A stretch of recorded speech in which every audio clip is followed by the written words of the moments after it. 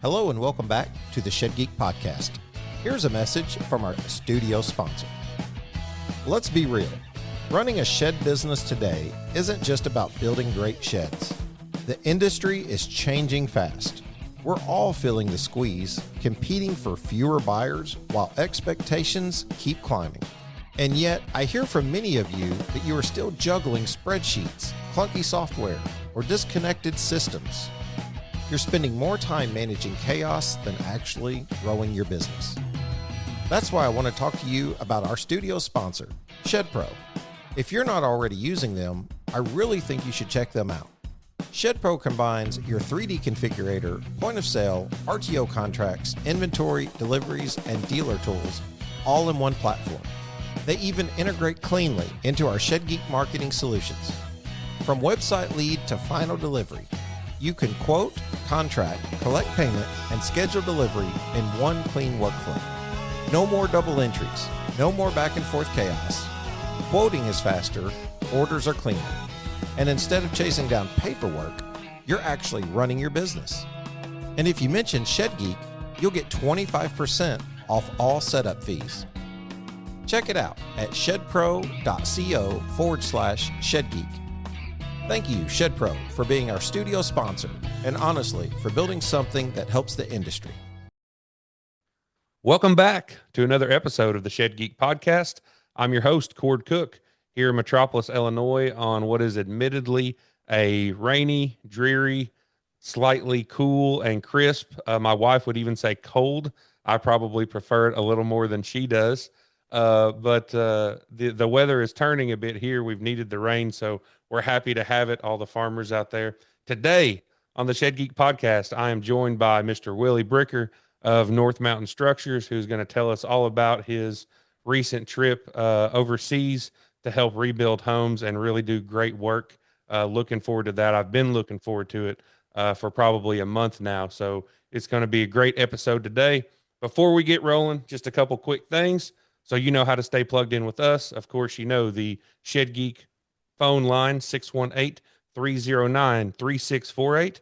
The Shed Geek email, info@shedgeek.com, info@shedgeek.com. Both of those are Shannon's personal, so please blow him up. Give him a call. Write him an email.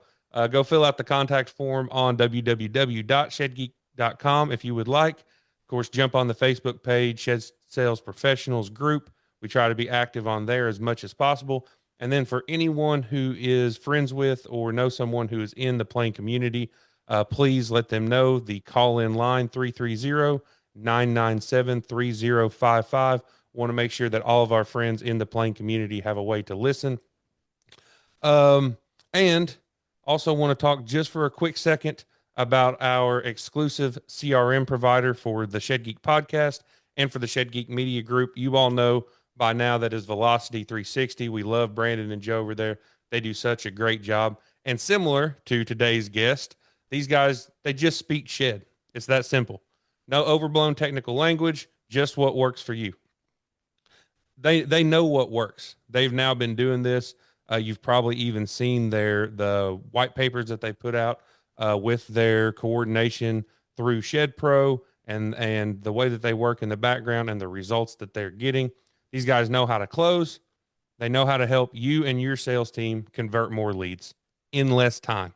What we're all looking for here, especially in the spring season, as we start to really tread water and try to get our heads above it as those leads and those sales start coming in.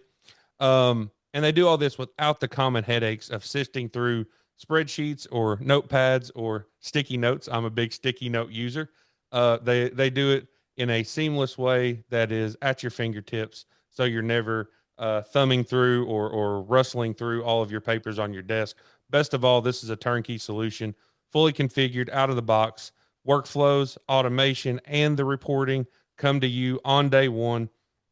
They are proven in this industry, and they have a true white glove experience, so you do not have to worry about any of your data getting migrated in, anything getting lost. All of your current leads, all of your past leads, all of your closed sales. Not only do they transfer that data, but they want you to be able to use it, access it, learn from it, and grow with it. So give those guys over at Velocity a ring, or give us a ring here at Shed Geek, shoot us an email, and we will be happy to put you in touch directly. Whew.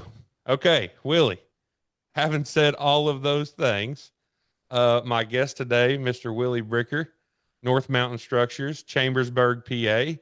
Obviously a great business, a great character, really in the shed industry. You are known throughout the industry. You attend all the events or most of the events. Love seeing you at the expo there in October last year. But you have been on quite the adventure, my friend. In fact, we were emailing and texting, while you were overseas. So I think maybe just to start, tell everybody like about this world traveling, people helping mission that you've been on here for the last little bit. You're flattering, Cord. So no, we had a lot of fun. So yeah, like you said, my name is Willy Bricker from Chambersburg, PA, and main reason I'm on here is just because I'm in the shed industry. But another passion I have is Jesus Christ and making a difference in other people's lives. Like, he made a big difference in my life, and so I want to add value and love others the way he loved. So that's really what drives me doing anything, whether that's family, whether that's work, whether that's church. And part of this mission trip that our family took to Ukraine was with our church youth group. So my specific role with going to Ukraine was my wife and I were house parents for a bunch of youth that were rebuilding a village. So we left the end of February, got back at the end of March. So we were over there for pretty much the full month of March. And yep, I was messaging you and I think Shannon a couple times as well. So there was a 7-hour time difference between there and home.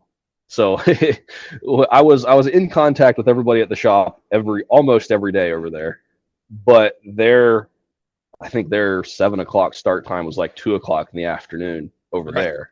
And then their 5 o'clock end of the day was 12 o'clock midnight. So I talked to everybody in the afternoon and it was early morning for them here. Sure. But it was kind of needed, expose some weak points in our business that we can address when we get back, as far as like me not being there. And it was super good learning experience. But anyway, the whole point we were over there was to rebuild a village. So the village we were living at was about 30 miles from the front line of the Russian-Ukrainian war. Oh my goodness. And the front line actually was in the village where we were at for about 2 weeks at the beginning of the war. So there wasn't one house that wasn't hit with a bullet or shrapnel. Like, it was just devastating, to where it was like just really eye-opening. I've never been to a country that was at war, much less active war. So here in Pennsylvania, we live beside an old army depot that shoots off like old expired ammunition. So there's like booms and clouds of smoke every now and then. Right. So we were hearing similar sounds, but it was live. Like, someone's life just got changed right there. So that was very sobering. But where we were at was relatively safe, I guess you could say. It wasn't frontline warfare where we were at currently. But then every day, the group of guys went 30 miles south to the front line and was tarping roofs that got hit just that night. So it was active. So while they were there, they had a drone alert or an air raid alert a couple times a day. They'd run off the roof and go inside, wait for it to pass, then they'd come back out and keep on roofing. So wow. And the thing is, the people that we were helping are super, super poor. Like, I was surprised at how poor everyone was. It's just, they were run ragged, like mentally, emotionally, and like just physically. Their jobs were out, the economy is terrible, and they're super grateful for just any kind of help at all. So that's where I feel like we did the most good, is just caring for the people. It's like, hey, there's people here that care about you. You're not alone in this. Yeah. Because even if your house would get blown up again the next day, right after we put a new roof on it, we weren't there for no reason. Like, we actually did some help for them. Right. So if the housing and the construction was the whole point of the trip, it potentially could have been a lost cause. But it's the people and building the relationships. That's what I love the most about the whole trip, really.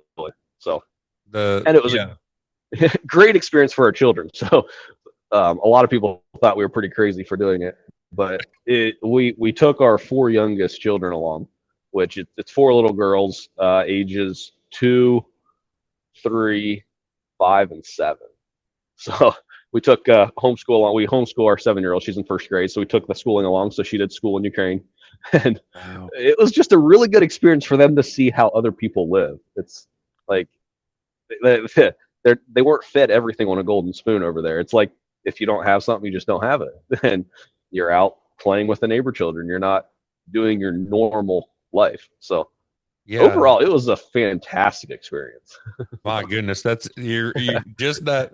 Well, you've overwhelmed me with questions and thoughts, and sure. I mean, for your kids, I think that's kind of even in you recounting it. I know we've talked a little bit, but even in you recounting it, that's kind of the first thing that came up to me was, that this is like a youth group, or that you're bringing the kids. Yeah.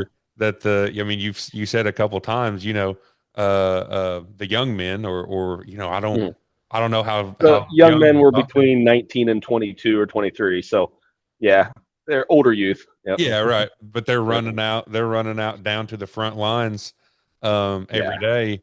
Maybe not. Heck, who knows? They might have already served as well, but they're continuing to serve or serving effectively. What we would think of as like Corps of Engineers almost. I mean, if you're out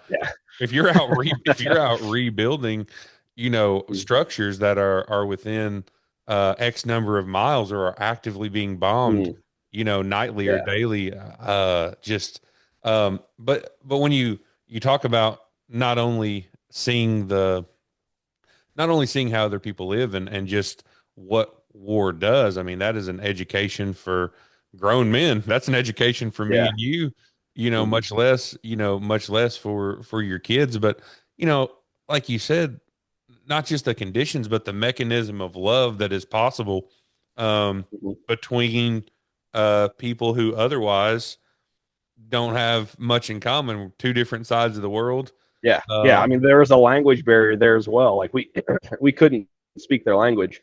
And I mean, even that was another interesting thing, to where up until the war, most Ukrainians spoke Russian and Ukrainian, kind of a dirty mix of both. And now they're focusing more on Ukrainian. They're trying to separate themselves a little bit, to where, like, we were using Google Translate every day. And a lot of times when the Ukrainians were talking to us, like, it was picking some of it up and some of it wasn't, just because their language is kind of mixed over there. Right. But at the same time, we're all people. Like, we're here to help them. They're super glad we're here. Everyone is super generous. I mean, even if we couldn't understand and talk, like, everyone is so generous. They don't have much to give, but they'll give everything. That's often the case, isn't it? That generosity. We're so detached, in America from what it means to be truly in.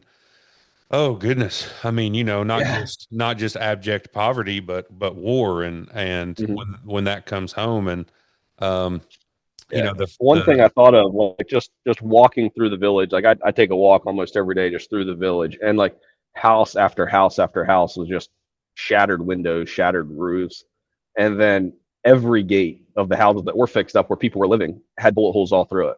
And they're walking through those gates every day. Like, it's just, this is normal. But one thing I was looking at, like, every roof in the whole village was made out of the same materials. It's called schiefer. It's kind of like a fiberglass concrete type board, just kind of corrugated. And it's all the same color. And every house, every shed has this. Right. And I was like, this would never fly if we tried building sheds this way in the States. It's like, there's some people that come into the office that it completely ruins their whole day if they can't get the exact color they want. Whereas here, everyone is as happy as ever with the exact same colored, same materialed house and roof. Like, everything's made out of stones and mud mortar and schiefer roofing. And they're happy because it's the only option. It's kind of like my kids in church. They're happier when they don't have toys. When they have a basket full of toys, they're upset because they don't know which one to play with. Right. You're absolutely right. So it's kind of like two completely different cultures. And it definitely just, it changes my mind and the way I think about things here by being over there. Now, obviously, I don't think the right thing to do is try to live like a Ukrainian here. I'm not going to build a mud house and put sheefer on the roof. Right. But it still changed my mind to where it's like, okay, where can I help others more? Because I obviously have more than they do. So Yeah. Yeah. No, absolutely. it's a completely mind shift there.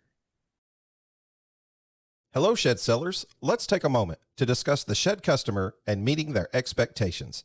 I remember growing up in the neighborhood where a certain percentage of the houses had well-manicured lawns and well-manicured homes. These were the type of individuals who felt it was important to purchase a well-constructed home or vehicle, or maybe equipment to help maintain the quality of the item. As shed manufacturers, we seek to provide a well-built quality shed. We want the customer to feel satisfied that their hard-earned money has been well spent on a product that will last. At LuxGuard, we believe adding high-quality rubber flooring to your line of sheds makes sense to the customer and adds value the customer can appreciate.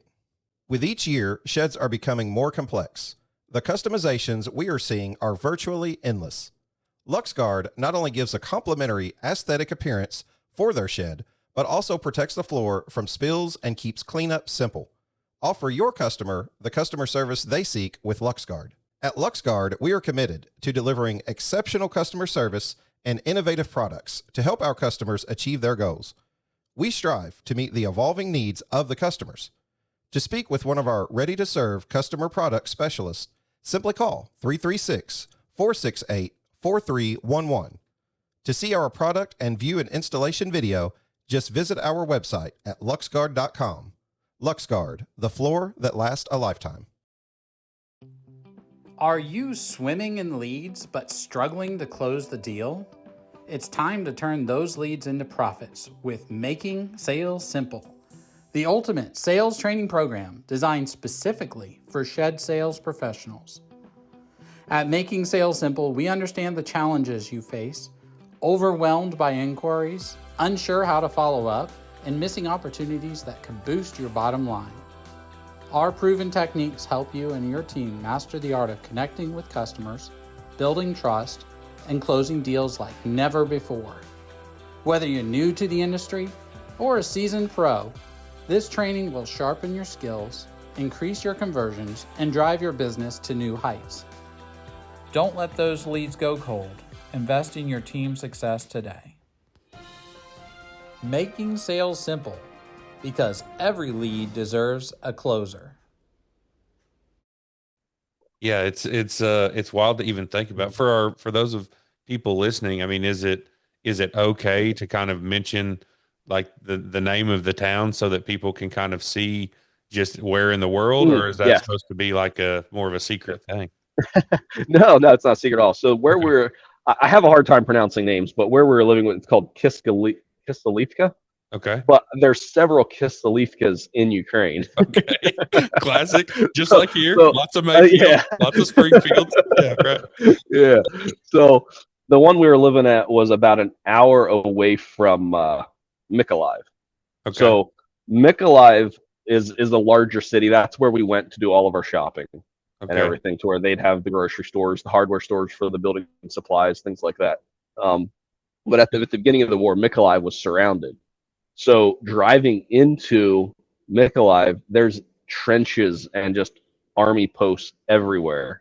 It's just sobering. Like, you don't see that in the States at all. But over there, it's just normal to see army vehicles driving around. Like just little four-wheel drive trucks with 50 caliber machine guns mounted on the back for anti-drone shooting. I mean, it's just normal seeing this stuff.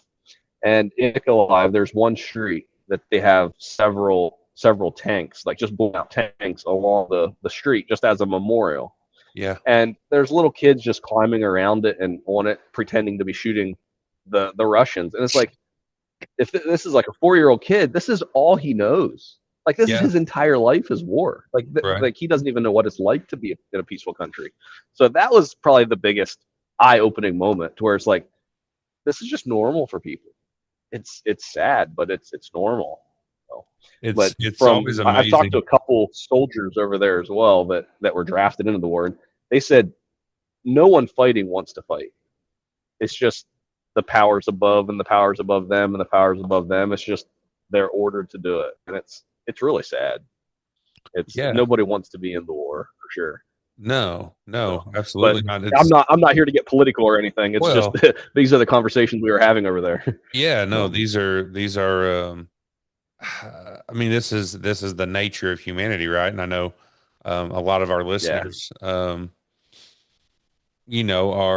are set apart, are of the Christian faith, and even some, listening, who are set apart even more through their faith, through the whether that be a plain doctrine or whatever that might be. But at our core, right, it's just so incredible to me what people will adapt to.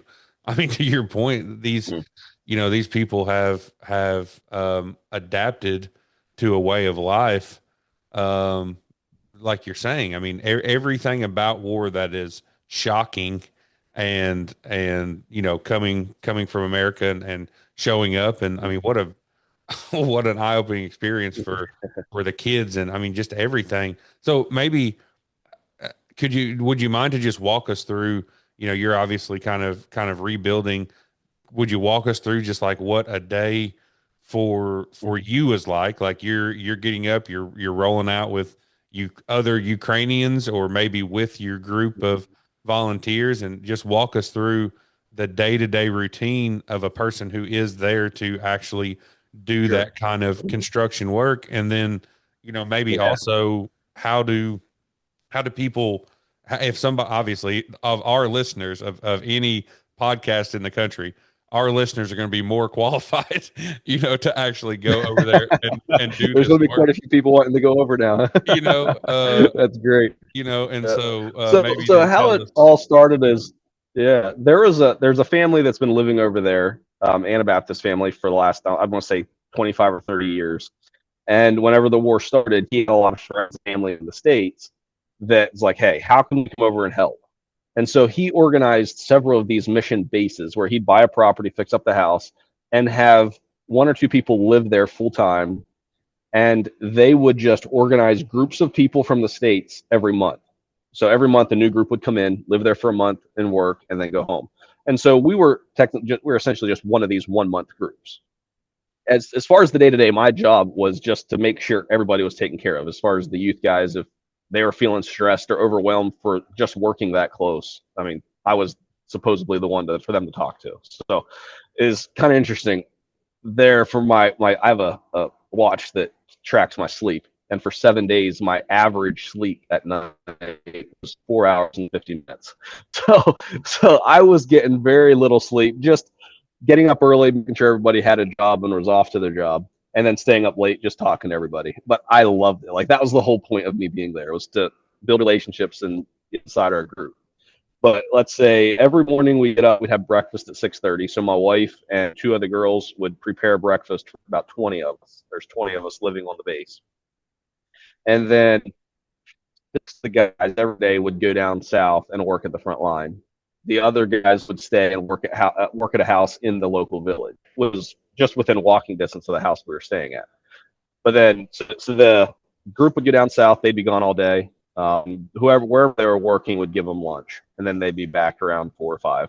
The rest of them would stay there, walk down the street to the house they're working at, which was just fixing up a house that was destroyed, drywall the inside, mud, new windows, new doors, things like that. So they would work there, come back for lunch.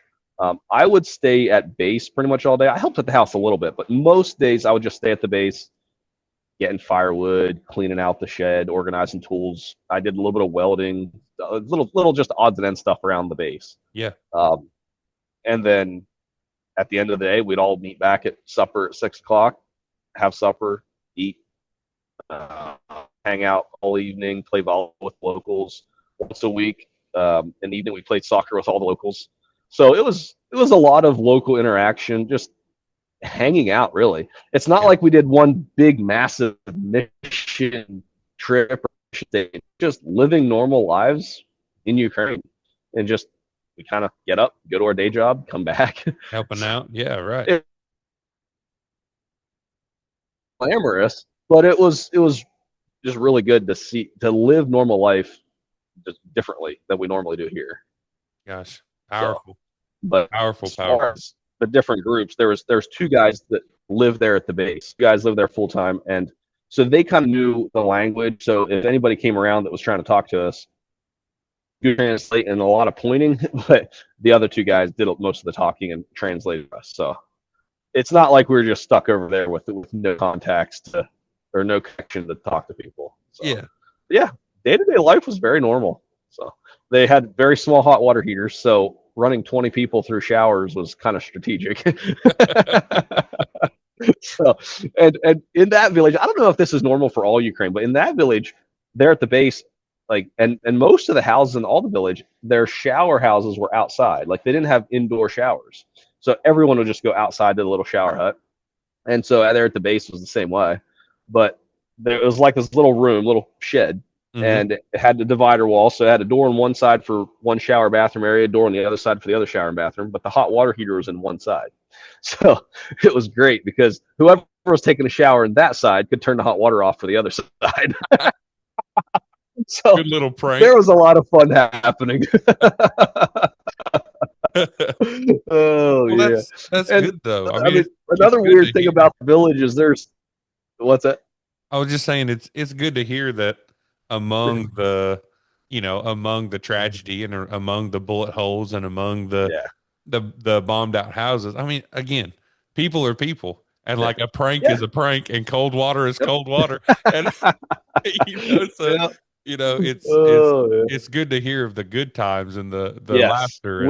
We had a lot of good times, a lot of laughter. It was incredible. One of the so there's so many limited tools, limited everything to do what we need to do. So one of the phrases that one of the guys started and then everybody started using it is like, I'm not sure I fixed it, but it's different. So, since we came back home, we've been using that on everything. Like, I'm not sure it's different, or I'm not sure I fixed it, but it's different. Hey, I think there's plenty of that in the shed industry as well. It's definitely different. Oh man, Willie, that's incredible. So how then, I mean, it sounds like this was all fairly like personal connections, but if there are, more than like a website to go to or whatever, but if people do want to, do anything from donate to the effort all the way up to going and contributing similar to you, how would the listeners go about kind of doing that? Sure. So as far as the ministry that funds this whole organization, like I said, it all started with just one family over there that started it. They're involved with Iron Curtain Ministry. So I never heard of it until one of the guys from our church told me about it. So it's a ministry that people can donate to that kind of support different activities over there. That's one way to support through Iron Curtain Ministries, and you can just notch it or tag it for the Ukraine mission. But the other, I mean, most of all these groups that go over there, let's say you have a group of 10 people that you want to send over there for a month and you want to go and serve and rebuild. The contact over there is Wayne Hirsch, which I wouldn't be surprised if some of our listeners knew him. He was born and raised in Lancaster County. So, and he moved over, like I said, 25 or 30 years ago, raised his family over there. And then people just contact him and he organizes how many people, when, which mission or base they would go to, different things like that. So I don't have his contact right now, but if anybody reach out to me, I could definitely connect you to. So very good. And we will put that, you and I will sidebar here after the podcast, and we can even put that in the newsletter along with the Iron Curtain ministry and such. Yeah, so sure. Okay, awesome. Well, that is great, and I would highly encourage. It sounds like you had a good experience for yourself, an eye-opening experience for you, the wife, the kids, and also a God experience, right? Yeah. A God thing. Yeah, for sure. Like it's kind of neat. Like you pray about everything, and God would. It seemed like God answered more prayers over there than over here. But I think it's just the fact that there just wasn't with there, and it just looked like God is real. Because God's real everywhere. I'm not going to say God doesn't do miracles in the States, but He does in Ukraine. But it's almost like we're more self-sufficient. We don't need God as much in the States. And that's a scary place to be. It's like, we need God everywhere. That's But right. there's unlimited stories from there that it's just great. I'm really glad we went. And the big perspective difference was the fact that our shed business is at a place where we can do this. Right. And just 2 years ago, we wouldn't have been able to do this, just as where our business was, my role in it, things like that. To where the North Mountain Structures is owned by myself and then Caleb Heckman. He's my business partner. Him and his family went to New Mexico for their church mission for 8 weeks from Christmas to the end of February. So our company is to the point where both of us can leave. Yep. And it still keeps going. We got people in place, systems in place that guys don't run out of work if we're not there. So I feel like getting to this point was a really, really good way for the business to actually serve. And then coming back from Ukraine, it's like, why do we need to keep growing? It's almost like a midlife crisis. It's like, before we went, it's like, okay, we're going to go, and when we get back, we have this. We have goals planned out for 2026 and 27. And then coming back, it's like, what's the point? If we can serve well the way it is now, and we're running a profitable business, the guys that are working here know how to handle stuff without us, like, where do you draw the balance between growing and growing and growing to where you can support missions more, or just staying comfortable and supporting missions the way we are now? So it's one of those things. I'd never thought about it like that before. Before, it's like, okay, grow. The more we grow, the more people we put in place, the more time I can spend away, the more time I can give, the more time I can serve. But it's like, we can do it now. Like, why wait to serve till we're grown like a big company? Just serve now. So that's probably one of the biggest mind changes that I had coming back into it. It's like, hey, our shed business is doing very well the way it is now. It doesn't have to be huge. I think it'd still be neat to huge. I have nothing wrong with growing a business, but it's like, we're at a really good spot now. I'm almost maybe more just content with where we're at. So, If you're in the shed business, you already know the hard part isn't selling. It's keeping everything organized once the orders start coming in. Quotes, dealer orders, change requests, delivery schedules, it adds up fast. Consumer Aligned Logistics, or CAL, is software built specifically for the shed industry. It brings orders, dealer management, integrations, payments, and delivery tracking into one system so nothing slips through the cracks. CAL works with tools like IdeaRoom, ShedPro, and Sensei, and it's designed to adapt to how your business actually operates, not force you into a rigid process. Pricing is volume-based. As you grow, we grow. If you're ready to replace spreadsheets, paperwork, and disconnected tools with one platform built for sheds, head to calcanhelp.com and schedule a demo. Cal helps shed businesses scale with clarity. Yeah, it's and you don't even, I mean, we're in America, which is built on, the most sort of aggressive version of capitalism, in the world. And you're right. We don't question growth. We don't question more. We don't question bigger. It's almost just kind of weaved into the fabric, of the way that our minds are whenever we wake up in the morning and we go to work and we're ready to attack the day. But you talk about something that'll reset your perspective, is being in a place that doesn't have the opportunity to do, it's not about growing over there. It's about, gosh, we have to go from having had a home, a structure, a barn, whatever it was, to it being flattened. And now we're going to have to build it back. And we're honestly going to have a reasonable expectation that it might go back to being flat again. And it's a completely different mindset. But like you said, whenever you are able to laugh and have joy and have community, I think it would be hard for anyone to then, plug back into life, plug back into work, plug back into sheds and not think, my goodness, and have a little bit of an evaluation. So, well, maybe just tell us. I mean, obviously we're now here. It's warm, it's raining, everything's getting green. Spring is here. Sheds are selling. So tell me about North Mountain Structures. What do y'all have going on? It sounds like you're in a really, really good place. Obviously, you guys have, went off on your missions and things have continued to churn. Tell us what's going on out there in Chambersburg for you. Yeah.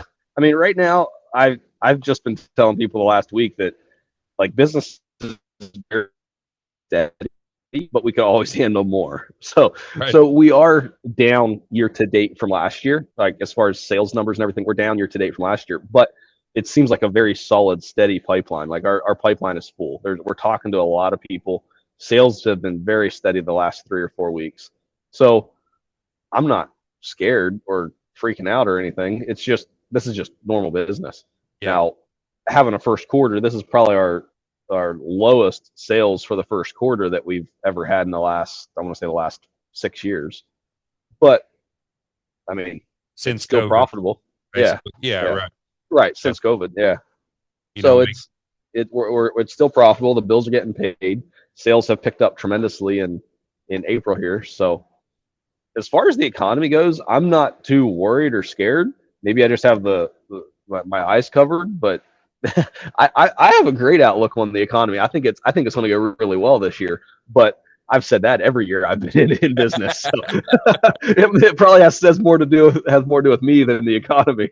well, that's good though. I mean, having a positive outlook, and obviously we know each other, off air, and consider you a friend, and love seeing you at all the industry stuff because you just put that positivity. So so good out there into the world.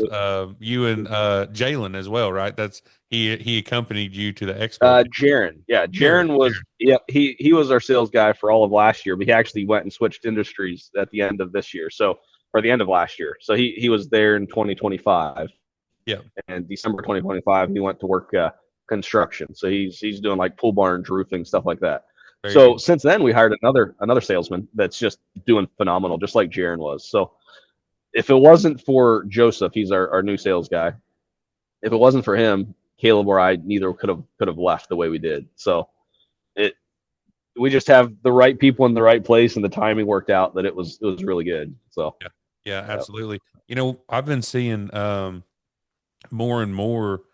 There's this kind of like dividing line.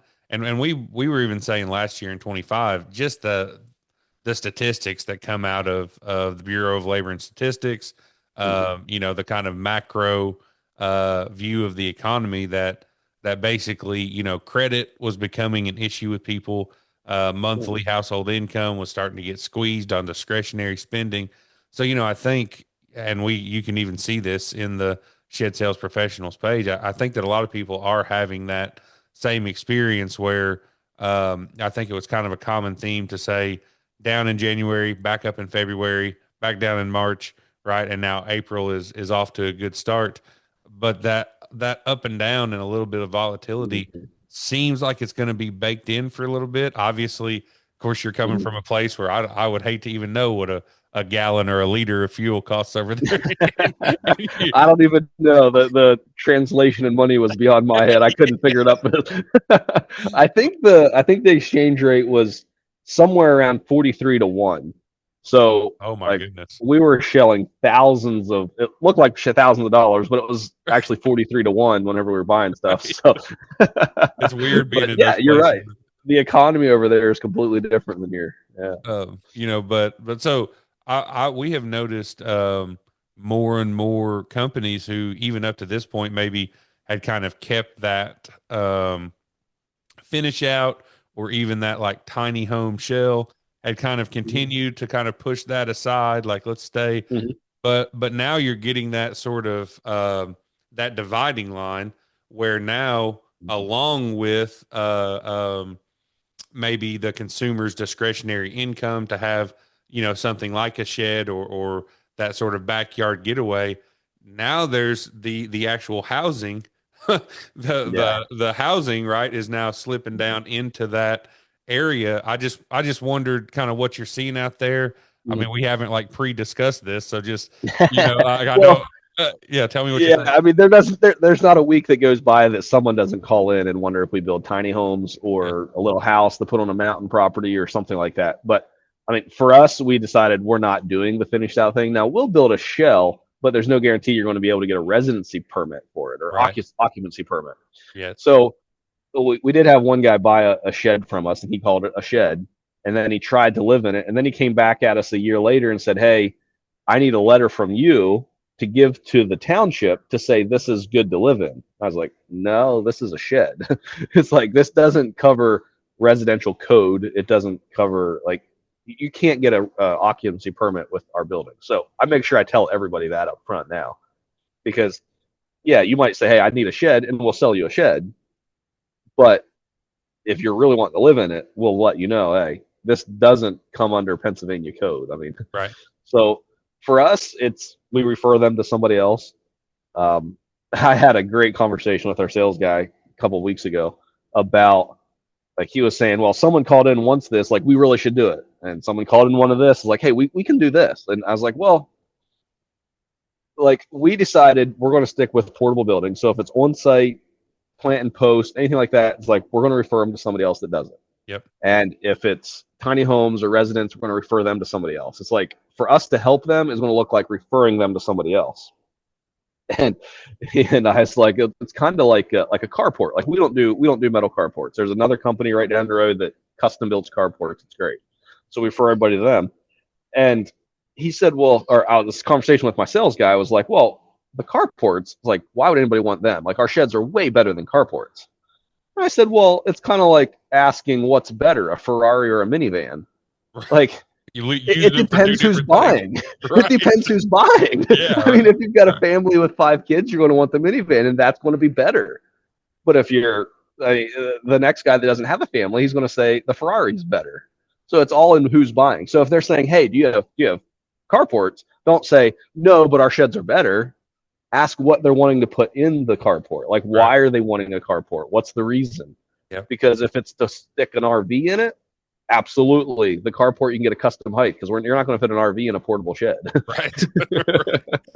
Right. So it's all about really what we decided to offer and then also what the customer wants and what helping them looks like. So yeah, the whole tiny home, the home industry, things like that, we're just handing that off to somebody else that can help our customers better. And one thing I thought of is that like when we did that, so we're not doing lawn furniture anymore. We're not doing a lot of things that like a lot of conversation in the shed sales professional page and is like, what more can we add to our lots? What can we add to our lots? It's like for us as a manufacturer, we decided we're going to cut out the carports. We're going to cut out the on-site pavilions and gazebos. We're going to cut out the lawn furniture, all this stuff. And in some ways, I was a little bit scared to do it because, like, man, our sales are going to go down. But the opposite has happened. Our sales for our sheds, which is actually more profitable because we're a manufacturer selling them, went way up. Yep. And the first year that we cut out all of that stuff, we had a 20% increase in sales by not selling any of it. Right. So we could actually focus on selling sheds. Yep. Where that's more the philosophy we're taking, but it still completely makes sense that if you're a shed lot, you're going to want to offer more because someone that's needing a utility trailer or a U-Haul or lawn furniture is going to look at your sheds and build a relationship with you before they need a shed. So that when they do need a shed, they'll want to come back to you and buy. So that makes perfect sense. But whenever we're limited in sales guys, I guess if we really wanted to sell all that stuff, we could just hire another salesman. But for now, it's like we have less headache, less products to offer, and can be really good at the sheds. Right. And so that's kind of been our philosophy with all the masses of people that want different things, the homes, the furniture, the everything. It's like we offer portable sheds, and that's what we're good at. So well, and it's not the only way to do it, but it's kind of the approach we've taken, and it's worked really well for us. Well, and that's the approach that allows the lessening of complications, the lessening of like that's what allows you and Caleb to be back to back, gone for 2 months, gone for a month. I mean, the fact is, the more complex that sort of process is, the more products as a manufacturer that you offer, the more things there are to break, the Yeah, more questions there are to for ask, sure. the more Yep. one-off projects that Mhm. get asked said yes to, or accepted as Yeah. a project. um it is the simplicity and the streamlining and the consistency then of the Mhm. product that you're making that allows you to walk away, Yeah. and Yeah, for sure. do missions and have that kind of thing. So how are you enjoying getting back into the groove? Obviously a change of lifestyles, Yeah. but I mean, it seems like you are happy and invigorated and ready to, if not directly or explicitly like grow or get huge or whatever, it Mhm. seems like you're invigorated to just, take it by the reins and jump back in. Am I right about that? Oh, 100%. Absolutely. I I love what I do. I've got a routine. Get up every morning. I go to work. I actually live on the same property as a manufacturing shop and office. So walk to work every morning. I'm at work every morning at 6 o'clock in the office, just loving what I do. And then I can walk home for lunch every day. I eat lunch with my family. Walk back to work in the afternoon. Like I've got it made. Like this is really a dream job. It really is. Yeah, absolutely. So Absolutely. and I was even able to make a couple shed sales from Ukraine. So that was like before I went, it's like it'd be really neat if I could, but then sure enough I did. Like the timing worked out. The phone service was in just at the right time that I was able to make a phone call. That is awesome. So yeah, that was another thing over there. Like they had scheduled power outages just because their power grid couldn't keep up with everybody. So Right. they like had set allotted times for each village of having power. So like a couple times a week they just say, hey, there's a scheduled power outage for all afternoon on Thursdays and Fridays or something. And then the internet would go in and out even if we had electricity or not. Right. So it was kind of hard to stay connected that way, but it just added to the experience. And now that we're back, it's like our internet hasn't gone out once since we got back. Blessed. You Blessed. know? Truly blessed. I'm not going to hold it against you, Willie. If you didn't hear it because you were out of the country and you were busy doing good work. But we actually had Adam Bruno on, who is up in Canada, but his family's from Brazil, so he actually was selling sheds from Brazil on a Oh beach. yes, I remember that. You Yep, know, yep.